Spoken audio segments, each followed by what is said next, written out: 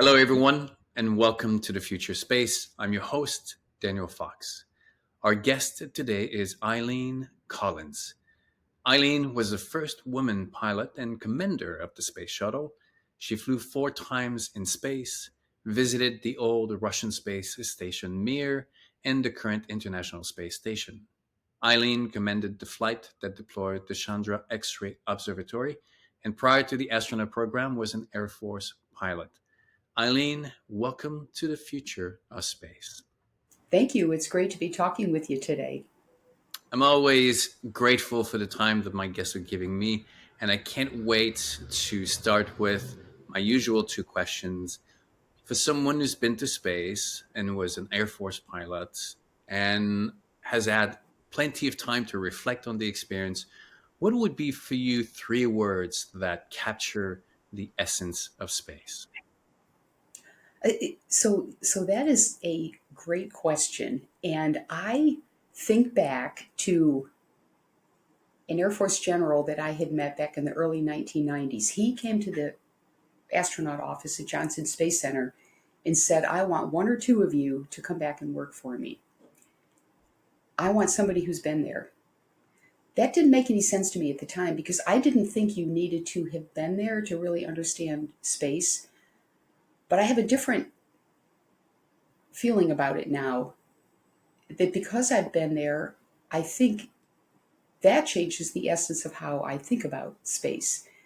I'm a big promoter of space tourism. I think that more and more people need to fly in space. It's got to get safer, it's got to get cheaper. We all know that. But it's better for the entire human race that more people have the opportunity to go there. So your question about the essence of space, I thought about that right away, having been there.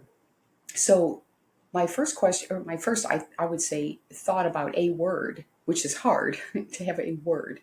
But my first thought that I came up with was what would be a word, and that would be infinite. And I thought initially the word vast, V-A-S-T, because you think the vastness of space, how big it is. But then I went with infinite because, we really don't know. We really don't know. What's beyond the 14 billion light years or whatever that number happens to be that we can see. What is beyond there? And I think about that often because I think there's something else out there beyond what we can observe at this point. So I think about the word infinite because it to me it is something that is beyond at this point the comprehension of the human mind of it, what is beyond there. And we are taking incredibly baby steps right now, going to low Earth orbit with people, going to the moon and Mars with, now we have robotic missions that are going to the outer solar system. All of that is great. We need to keep doing it. We need to go farther. We need to go faster. We need to find a means of propulsion to get us there, the destination that we choose to go to get us there faster. This is a message I give to young people when I go out and talk. You could be the person that invents the next type of propulsion for traveling, initially for robotics, and then eventually people will follow. So I like the word infinite, but you can also use the word vast. And so another word that I come up with when I think about space is the unknown. How much we don't know about what is out there. There is a spectrum that we can see different wavelengths. As we all know, we can see the light. We have instruments that can see infrared, ultraviolet, radio, gamma rays, etc. And that's great. But is there more? I think there is more. And one of the things that's been happening in the news lately that makes me think about this almost on a daily basis is they call them UAPs, unknown aerial phenomena. They used to be called UFOs, but apparently the leadership doesn't want to call it UFOs because that has a alien little green man content to it. But they're UAPs. It's something that we know is out there. We can see them in visible light, but we don't know what they are. I personally don't think it's little green men that are hovering around our Navy aircraft carriers and hovering around our military bases. No, I think that there is a type of energy out there that we have not been able to see yet in maybe you could say a part of the spectrum, or maybe something else. Maybe there's another way that we can, quote, see what these things are. What type of energy are they? And is there something in the physical world that we have not found a way to observe and identify what it is? These Navy ships, let's say the carrier air group, there is a huge electromagnetic field, radio signals, I mean, you name it, going on around these ships, and all of these are interacting. So, is there some kind of a result from that interaction? So, the unknowns of the entire universe that we live in is something that I talk to young people about, especially in middle school and high school, because at that point, these students are thinking about what they want to do with their lives. And if they can get to the fascination of space and how much we don't know, and get their curiosity activated to the point where they choose math, science, engineering, not every young person is going into math, science, and engineering. We can also inspire those going into literature and art and history and psychology and all the other subjects that cross with the space, that cross somewhere with space exploration. But just getting them excited about the unknown. And your generation is, could be one that discovers something that we, had no idea was out there. So I like to talk about what we don't know. And there's, I think, a certain amount of inspiration in that, especially for young people.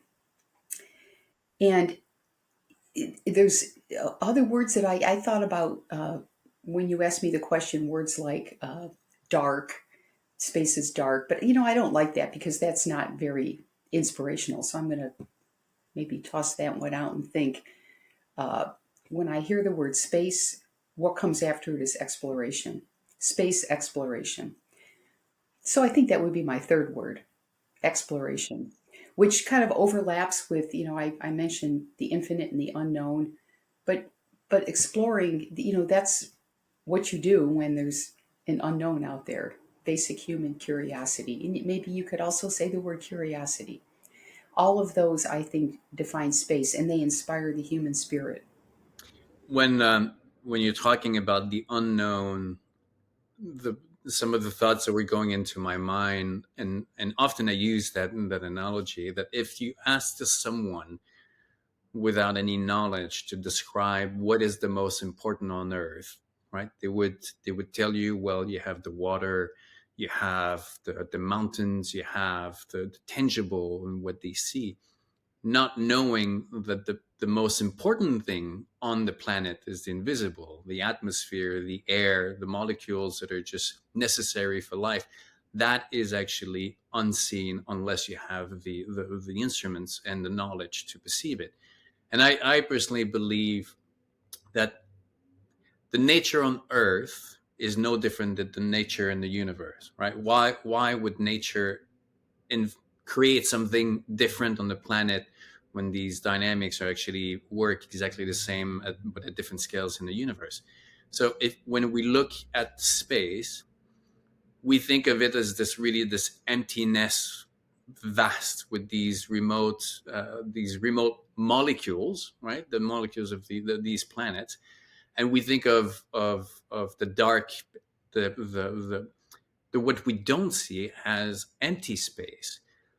My thought in that the conversation of unknown is that this emptiness is also filled with a lot of stuff that we just don't have the capacity to measure right now. But once we do, we will realize that the universe function on the same way that the planet and the elements work on here. Is you have these currents, you have this atmosphere, these airs, these that work in different ways. So that's what was going through the back of my mind, and when you were talking about the unknown, and so much I mean, I go back into the history of our species, and how like we've always found ourselves in these places where we determine the reality based on what we know, and then we dismiss or we push aside what we don't know.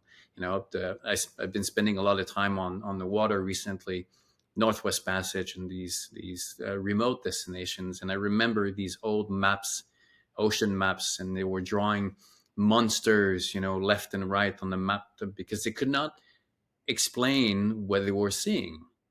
So we're not, when we think of aliens, we're not too far off, because we're trying to characterize, or we're trying to put something that can encapsulate, these questions that we have that are bigger than us.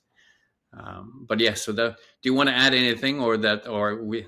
I think what you're saying about in the vastness of space, that there's something out there, like, comparing it to the air. I remember when I was a very small child in school, and my science teacher told us, you might think there's nothing here in the air, but there is something. It's full of molecules going through oxygen, nitrogen, hydrogen, everything is in the air. And I'm a kid going, what is she talking about? That can't be true. And of course, as I started getting older and studying science, and it's funny that I have a memory of that. And it applies to space also. What is out there. And the fact that I know there's always a maybe competition between money in the federal budget of the U.S., especially within NASA. Do we spend it on robotics or human exploration? And there really needs to be a balance of both, because I think when you send people there, yes, the robotic instruments are better at seeing these things, because they can see much more than the human eye can see. And we have to have that. And that has to be first. That has to go first. But people still have to follow. And I think that having people there, having astronauts, or you could even say making movies with space exploration and people in it, inspires the young people to want to learn. And the reason I want to mention this is I spent almost 4 years as an advisor to the National Space Council. And they asked me to chair the Education and Outreach Committee, which I found humorous because, I did teach for 3 years, but I'm not a professional teacher. But they wanted me to do that anyway. And but I have a lot of connections that I can call people, hey, can you come in, and like people like organizations that do research into education, as well as various universities, the Department of Education, etc. Hey, can you come in and brief my committee? And we were learning so much about what is happening in our schools, where these kids should normally be taught and inspired to go on and be discoverers and be explorers and be adventurers. But they're not, in many places, getting that inspiration. Now, some schools are. There's a lot of inequality in the school system. Some are getting great education, but the majority of our kids are getting left behind. And I'm getting older to the point that I'm thinking, who is going to take our place, our generation, and to get these youngsters really inspired. And it doesn't always take the smartest person. It takes somebody who's vastly interested, has a lot of curiosity, and even someone who has the ability to communicate with others and get them interested also. You can take an example of the course physics. Okay, we think of physics as the study of motion, the study of light, many other things, but such a small number of our high school students take physics, and many of the ones that do, the way it's taught, they lose interest. One example would be this one organization was going through a briefing. This was a couple of years ago, and it was the state of New Hampshire. They needed 9 physics teachers. I think it was about 4 or 5 years ago, and they got 4. And I said, what happened to the other 5 schools? Well, they just don't have physics. They're not teaching that in high school. I think that is an essential subject for really everyone to learn, because you not only learn problem solving, but you begin to understand the world around you. And most importantly, as I mentioned earlier, it develops the curiosity of these young people.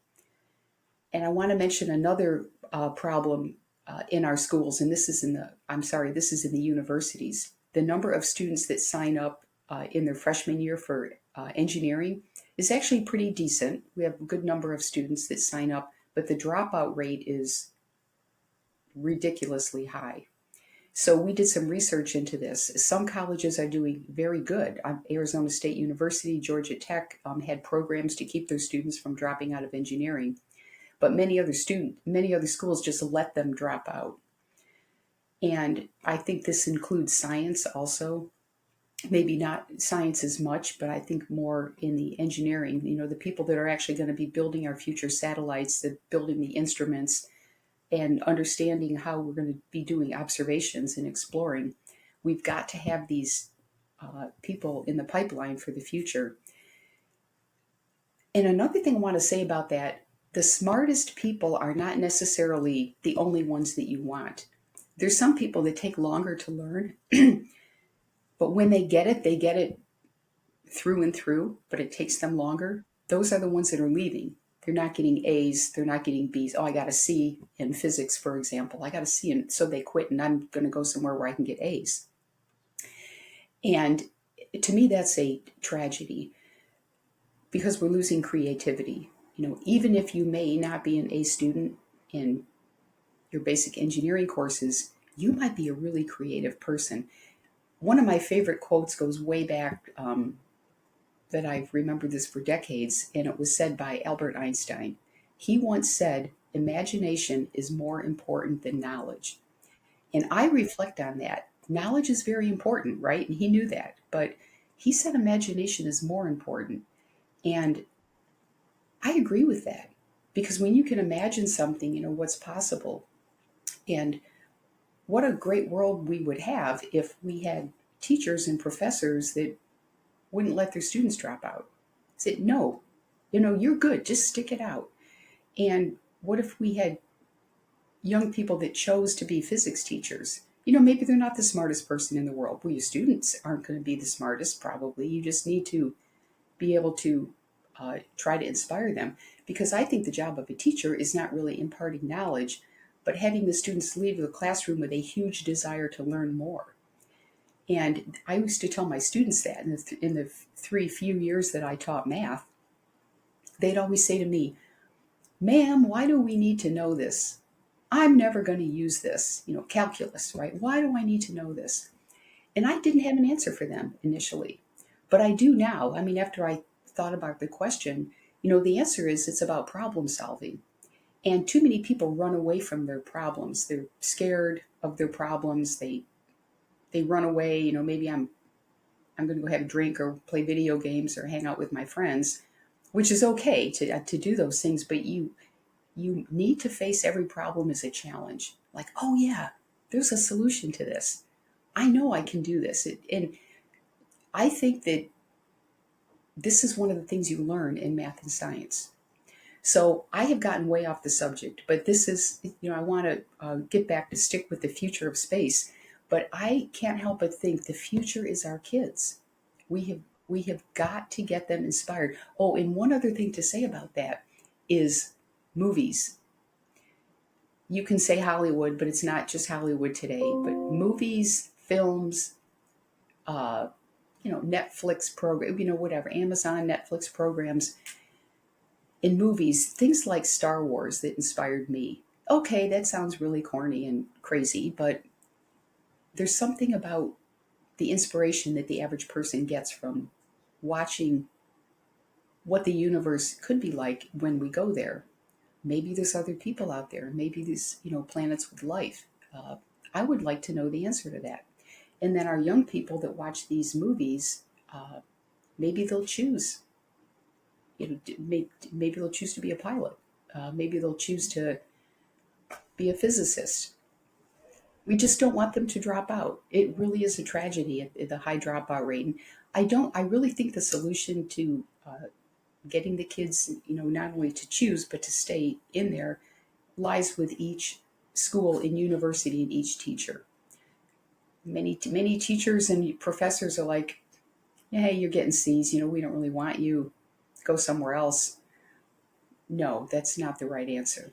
So I'll stop talking about it, but that is something that I'm very passionate about. And I really didn't know that until I began advising the National Space Council, and they have a very big mission of uh, making sure that we have a coordinated, correct strategy for exploring space.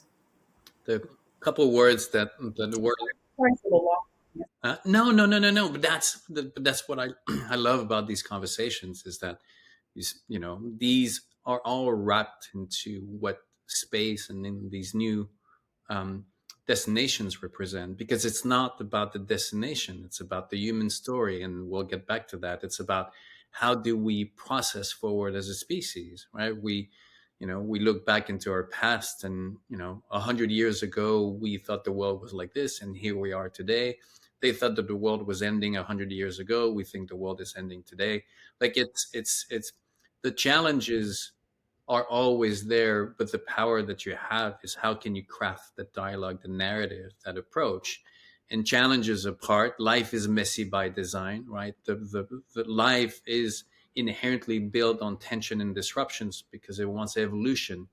So it will never be perfect, it will never be balanced, but you have these highs and lows. And what you can do is give people the skills and teach them self-esteem and tell them that they have the capacity, right? Knowledge will be acquired, but what you need to develop as a younger age is that thirst for knowledge, that thirst of discovery, that believe that you can figure it out, the solution, even if you think that you can.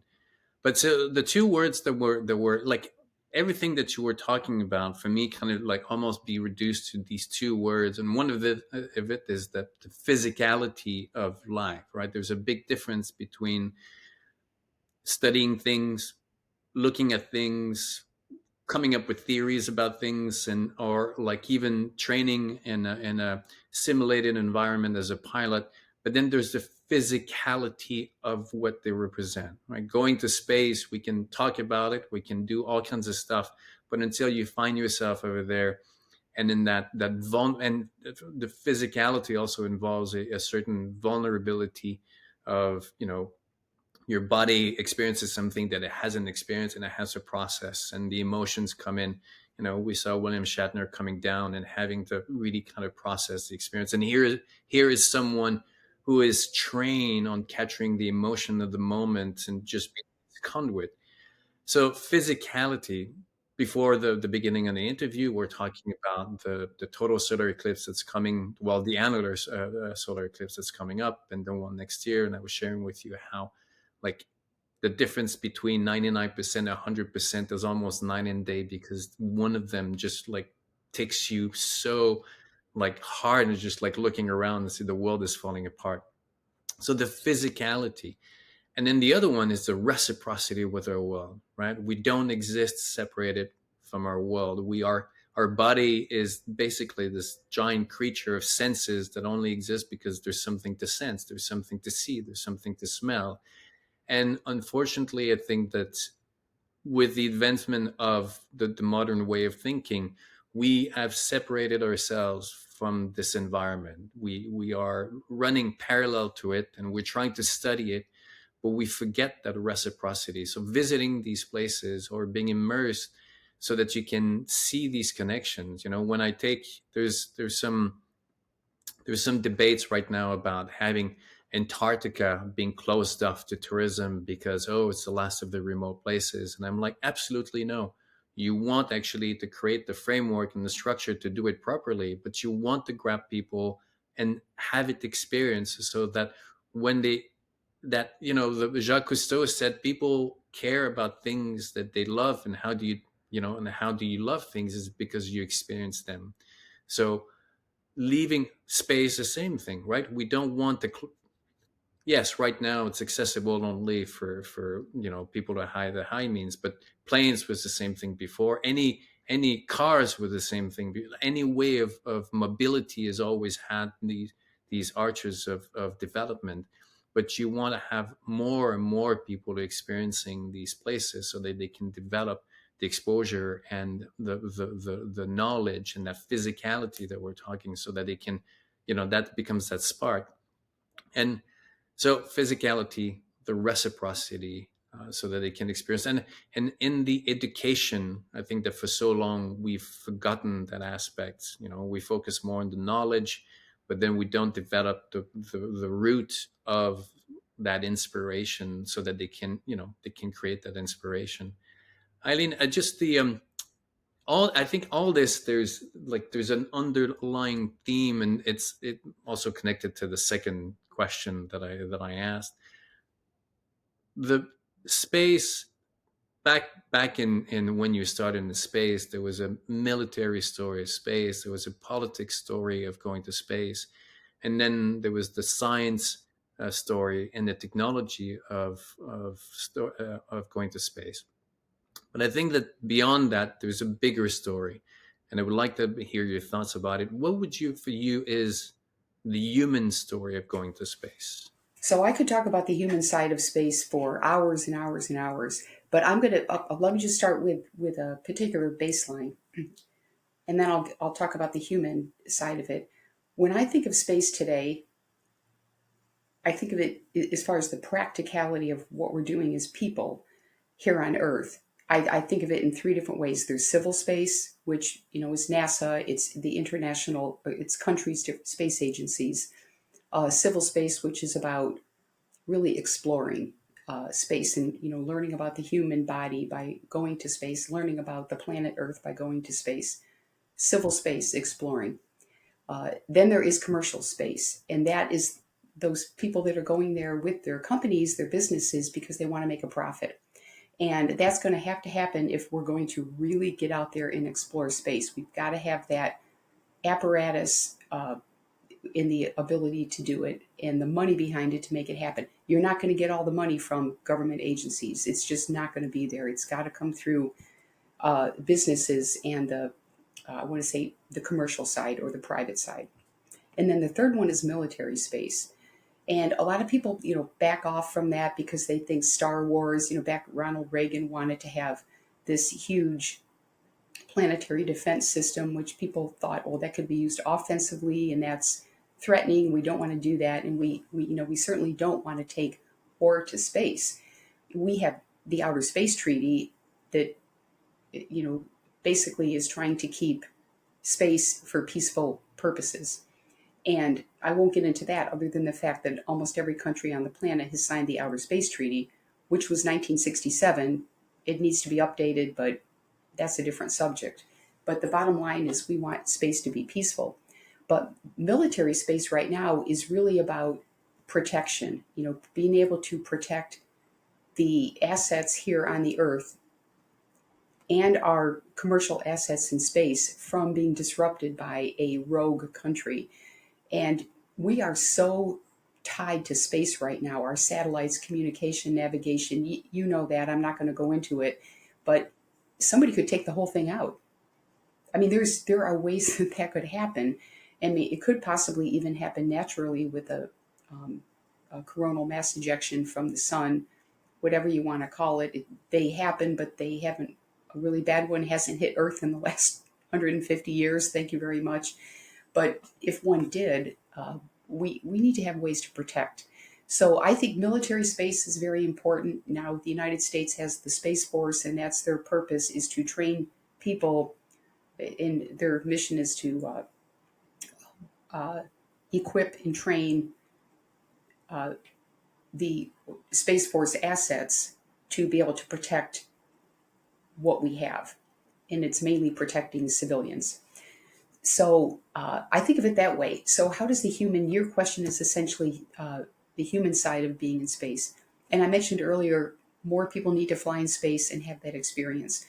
I absolutely, there's no word to describe how wonderful it was on my 4 missions. Now, I flew as a NASA astronaut, so I was a professional astronaut. It was my life choice. It is what I did with my career. But not everybody's going to be a professional career astronaut. There'll be people who fly 1 mission, and that'll be either all they can afford in their life. In the future, more people will be able to afford, but maybe just one time. In the more near future, in the distant future, people will be able to fly more. But the other thing about being a professional astronaut is we're very busy. There wasn't this, yay, I'm in space, let's go have a party. Absolutely not. It was like, here I am, it's time to get to work and do not make a mistake. And the whole time on all 4 of my missions, it was massively focused. Everything had to be done at a certain time. You're very focused to not make a mistake. You're always looking at the timeline. You're always talking to the ground, making sure that, everything is getting done. We had a very limited amount of time on the space shuttle. It's better today because we have the space station and they're not as tied to the timeline and getting things done on time. They have more time to think and maybe extend an experiment or pause a little bit, but we didn't really have that in the shuttle program. So if people ask me about the human side of space, I didn't really get it until maybe my second mission. My first mission was all about first getting myself adapted. So we live inside of our little human bodies. Maybe we'd like to not have the problems that the body gives us, aches and pains, limitations, but we got to work with what we have, at least for now.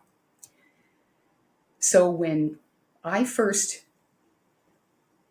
experienced microgravity in space, I mean the actual place, not in the airplane, but up in space, the fluid shift was very uncomfortable. My neck ring floated up, my checklist pages fanned out, tethers were floating, dust in the air, the sun came in the cabin, dust is floating around, and my face got very fat, my legs got very skinny, didn't like it, didn't want to eat. I had what we call stomach awareness. I would say that would happen to most people. I'm a pilot. I've been a pilot since I was 20 years old. I've never been sick in an airplane. And at least up until I did get sick in an airplane when I was old, but at that point in time, I had never been sick in an airplane. But now I'm feeling very bad. My first day in space. I ended up taking some medicine to help me be able to eat later. But there's that period of time. Some people have it not at all, and some people it takes a couple days to get over it. That's uncomfortable. That takes time away. That is not enjoyable. So for those people that want to fly in space and have the experience, one day is not going to do it. You're probably going to come back and say, that was terrible. I hated it. I don't ever want to go again. You've got to be up there longer than 2 days, because once the body equalizes and your body understands what's going on in its own way, it's amazing how it adapts. Now you can start having fun. You can do the flips. You can do all kinds of gymnastics that you could never do on Earth. I mean, on the space station, they had bars on the ceiling. You'd grab the bars, flip around. We had a great big cylinder. You had to run around it like a mouse or like a hamster in one of those hamster wheels. Throwing balls, they go straight. There's no arc. Like on Earth, you have to arc a ball. You just throw it straight. And you learn how to drink out of the side of a bottle. No straws. That if you have a straw, you need a clip on it. All those little things. It's like a whole new world. It's magical. It really is. It's like you're a kid learning how to live again. And then when you come back to Earth, you go, ooh, I don't like this gravity stuff. This is going to make me old. I came back from my first mission saying, why are my feet stuck to the ground? My feet are stuck to the ground.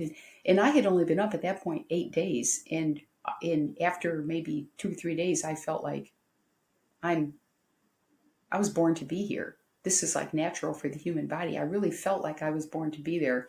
Although we know that space is not good for the human body. We know from scientific studies that the heart gets weak, muscles get weak, bones get fragile. There's a lot of radiation up there. If you don't protect yourself, the radiation is going to degrade on the cellular level and potentially cause cancer later in life, especially if you're up there when there's a solar event that happens to hit your spacecraft. Nowadays, we can protect against the solar events. We know they're coming ahead of time. But so there's good and bad as far as the physical side of the human in space. And then maybe the mental or the emotional side. For me, it was always hurry, hurry, hurry, don't make a mistake, get this thing done. Now, when you're doing a rendezvous, you're doing it on a timeline. You can't really hurry through that, but you hurry in between the events. But towards the end of a mission, especially if you have a wave off day for weather. For us, there was nothing to do. Everything was packed away. And we'd have like, oh, weather wave off day, nothing to do. So we'd get out the laptop and we'd play music and we'd hang upside down, having a drink, looking out the window, just kind of enjoying it. I had maybe 1 or 2 days of that in my whole flight career, but they're the ones I remember the most. And the other thing you can do is put your head up against the window and stretch out your arms, like you're an angel flying over the planet, looking down. Oh, and the guys say, I'm a Greek god flying over the planet. But you look down at the Earth and you see that it's a water planet. It's blue and white. It's ocean, seas, clouds. But when you have daylight and a break in the clouds, you can see the continents. And I have always thought, oh, there's, maybe 7 billion people down there, whatever the number is. Back when I was flying in the 90s up to 2005, there's a lot of people down there that I'm seeing like all in this one view. Can't see them. They're too small, but they're there. And I would think every single person in that view below there has a problem or problems or issues in their life, or they're suffering for some reason. Everybody has, maybe health issues, relationship issues, maybe legal problems. And I'm looking down thinking, wow, there's a lot of humanity down there and a lot of people going through a lot of different things. And I thought about that. And then the other one is the history of what took place on planet Earth. And when you look down, especially on the Middle East and Europe, I think about the Middle East, all the biblical history that took place thousands of years ago. And then you look down, especially I like ancient Greece and ancient Rome, ancient Egypt. I'm fascinated by the history of those countries and thinking about how they were explorers. They went out on their ships on the Mediterranean Sea. Maybe they didn't know what they were going to find. Maybe they were going out for military purposes or going for trade. Maybe they want to trade, but I think essentially they were exploring. And I think about the exploratory attitude of humans and how, maybe we just evolved that way, that we are curious people and how we want to see what's over the rainbow, what's over the horizon. Oh, and one other thing about, and I'll finish up here, one other thing about looking at the Earth from space. You're going to laugh at this. The Earth is round. It is a sphere. And people need to stop telling me that the Earth is flat. I had a seventh grade girl tell me that the Earth was flat 6 months ago. And where did she get that from? I mean, by seventh grade that the Earth is a sphere and it rotates and it revolves around the sun and we live in a solar system, right? That's why I kind of go back to education. I'm not really sure that our kids are, I mean, there's a lot of bad ideas out there and incorrect ideas. But I told these young people, I went around the Earth, orbited once every 90 minutes. And every 45 minutes, you see a sunrise or a sunset because you're going in and out of the Earth's shadow. And I guarantee you 100% everything that I own in my life, I would bet that the Earth is round. And again, it's silly. But anyway, that would be, I think, I could go on and on, but the human side of spaceflight is the reason why space tourism will be hugely successful. I guarantee it. Maybe not in my lifetime. I'm not sure that I'd invest money for tomorrow, but I can tell you that in the long run, strategically, more and more people will want to go in space and have that experience. I know it's hard for people to understand the scale of what it is to leave and go into space, because we look at the how alien it is and how against the human body it is. But I think the comfort is not to look forward, but to look backward from where we came from, right? Our history is an endless continuation of these places that we get ourselves to. And then we think it's impossible. And then 50 years, 100 years later, here we are, we take it for granted. But for me, and often when, we try to, we share how we can compare the ocean, the age of exploration, navigating the oceans as what space exploration is going to be. And people are like, no, you cannot compare water, which is our, earth, which is our element, to space. And I'm like, no, you cannot look into the past with the knowledge that you have today. You have to look into the past and what those challenges represented to them at that moment, right? They ventured on the ocean with no longitude, no knowledge of anything. They didn't know about scurvy. Hundreds of thousands of people died in the process because they were at the mercy of the elements. They were getting onto these wooden ships. Every single tree in Europe had been cut down because of warfare and naval, warfare, which pushed them to go beyond the risk because they needed new resources. But you have to look at what these challenges represented. Even when you start in your little village and you look beyond the mountain, you look at the mountain and you're like, oh my god, how am I going to go to get to that top?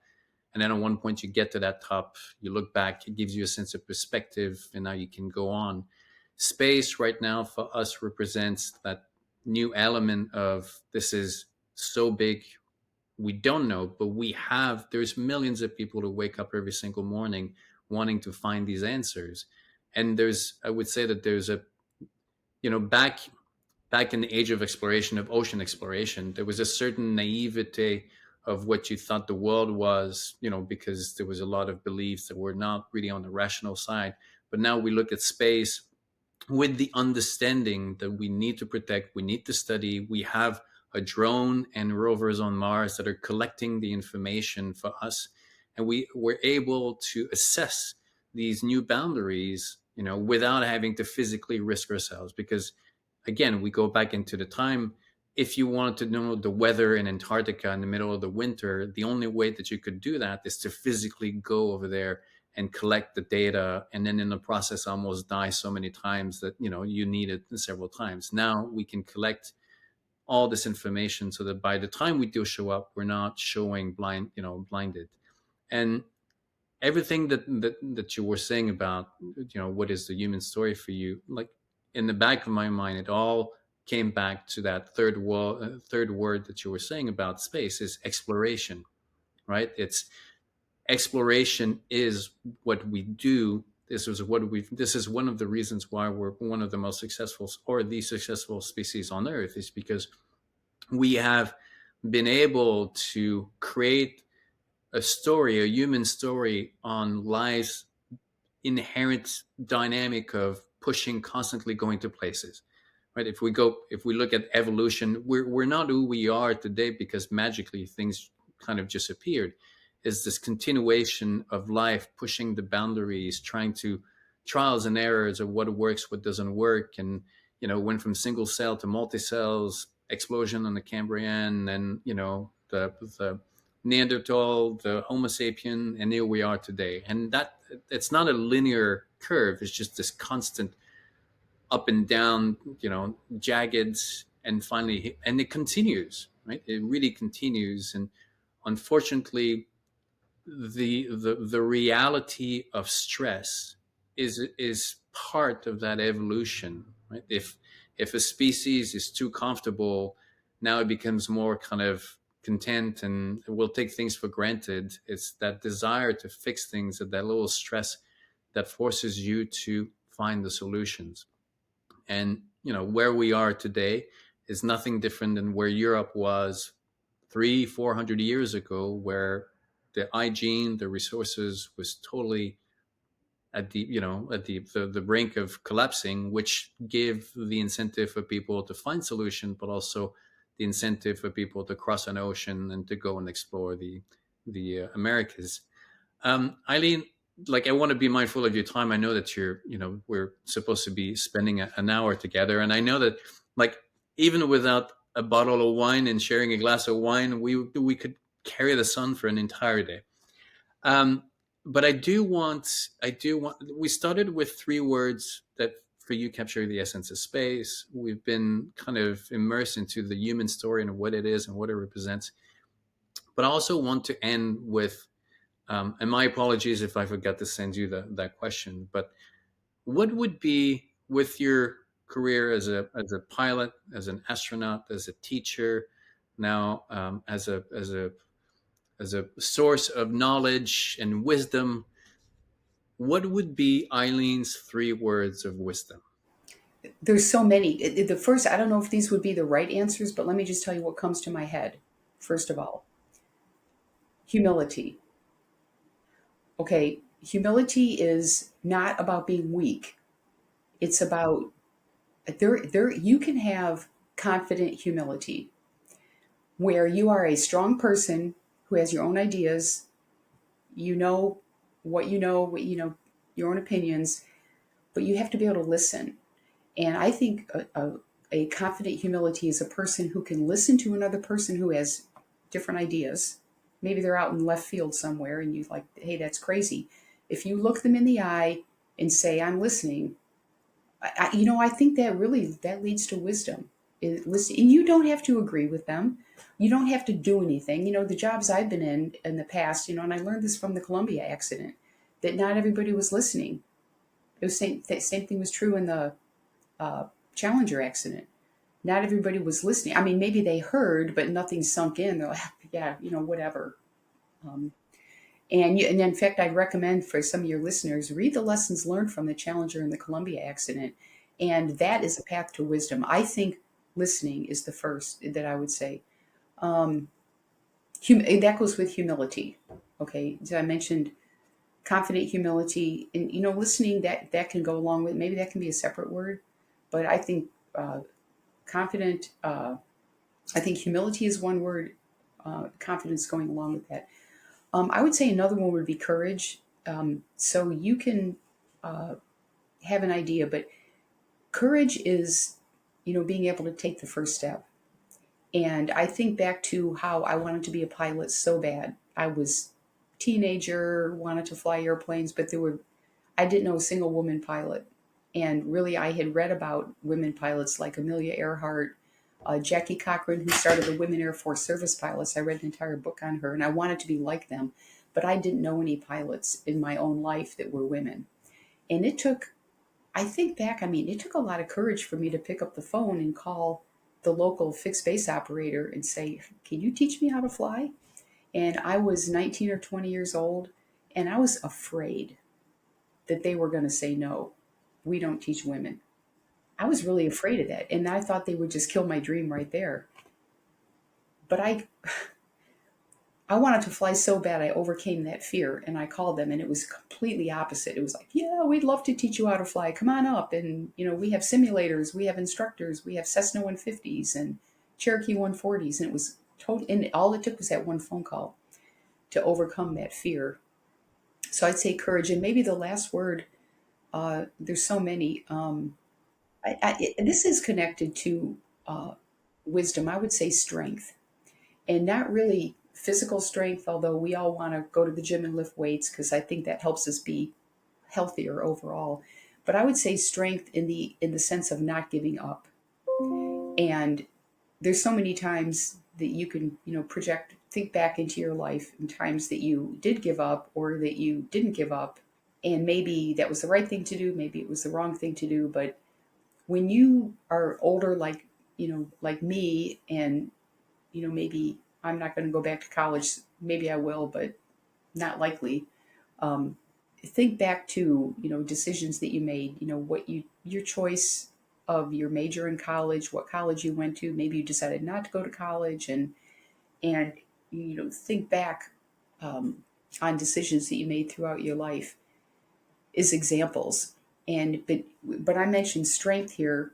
Once you have the courage to make a decision, have the strength to carry it through to the end, and you will gain wisdom along the way. And I have gained so much wisdom by doing things I didn't want to do, and but really having the strength to keep going. And I'm thinking of certain things like the major I chose. I was a math major. That was hard. I could have dropped out, but I didn't. I wasn't a straight A student. I just kept chugging through. And I'm also a parent, so I look at my kids. They wanted to. Oh, I don't want to do that, Mom. I don't want to do that. I don't want to go to summer camp. Well, they didn't know I made them go, and they came back. They loved it. And I could think of all kinds of examples. Oh, I don't want to go to that birthday party. I go, well, you need to go because you were invited. And so we take them, and then, oh, that was really fun. And so I think really having, I say strength, but having the strength to, um, do things maybe that you don't want to do, and then once you start, carry it through to the end. Because I think you gain wisdom by getting out of your comfort zone and having really the power to plug through. If that makes sense. So that might have been a smoother answer if I had days to think about it ahead of time. But I think that I really like the concept of wisdom because it's different from being smart. It's more of a common sense experience kind of thing. And uh, I think back. So my dad was a big drinker. He was an alcoholic, and he used to go to Alcoholics Anonymous. And he always said to me, Eileen, say the Serenity Prayer, and it goes like this: God grant me the serenity to accept the things I cannot change, courage to change the things I can, and wisdom to know the difference.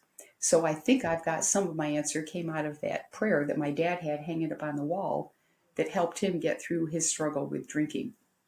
So that would be my answer. Now, I think you're an expert in impromptu answers, because it is. I agree 100% with you. It's the courage to go and start, the strength to continue, and the humility to listen.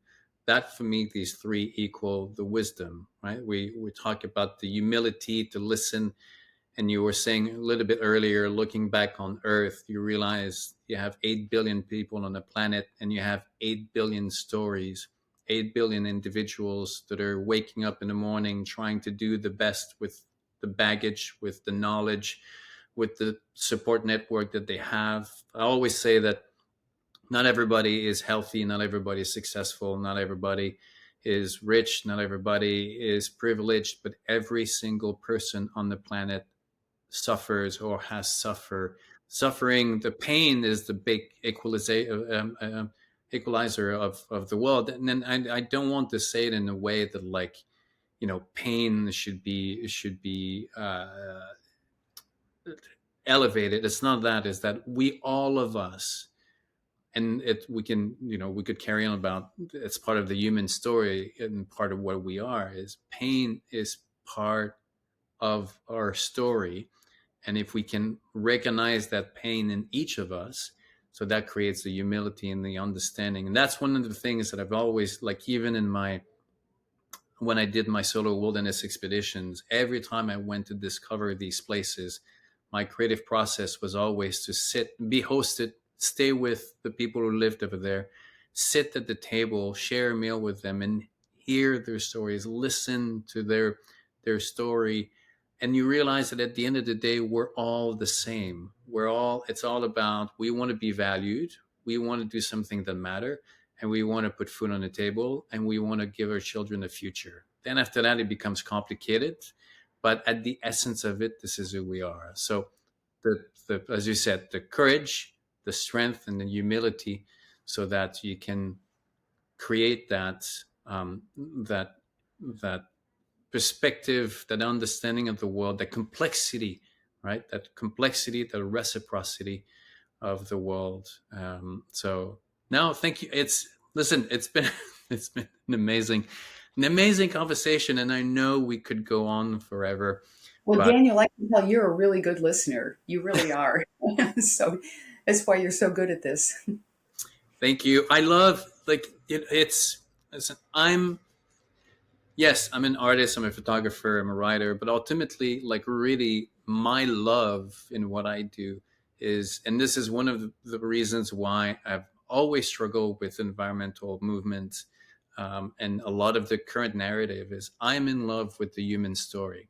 It is messy, but there's a beauty to it. And there's when you choose to look where you want to look, um, there's no other, like, nature.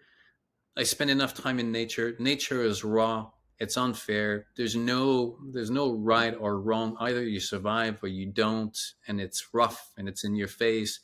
And if a volcano erupts, it doesn't care. There's an entire civilization, an entire species, and that's going to disappear. We have managed to take nature and give it a certain story, and then we move forward and we create these stories. You look at movies, we come out of the worst of places and we come out better. And obviously, when you're in it, it looks like it's the end of the world. But with hindsight, we look back, it's like, wow, we like Second World War, First World War, first heartbreak. When you have your first heartbreak and you go, it's like your heart feels so like destroyed, and you think that you will never be able to love again until 6 months later, a year later, and then now you've moved on, and you look back and you wonder, why is it that was it so hard for you to to move forward, or because it was hard to see ahead. And that's how I see where we are right now. We've been in a relationship with the planet, with the world, that worked for a while. Now it's not working anymore. We don't know exactly how to proceed forward. We're going to have to reassess, lose some of the things. But in 50 years, 75 years, we'll look back and go, oh my God, things were so simple, at that time. They didn't know what we know today. So, Eileen, thank you so very much for your time, your wisdom. Much appreciated, and I look forward that our path cross again, so that we can carry this conversation. Well, thank you, Daniel. Thank you for the opportunity. Always.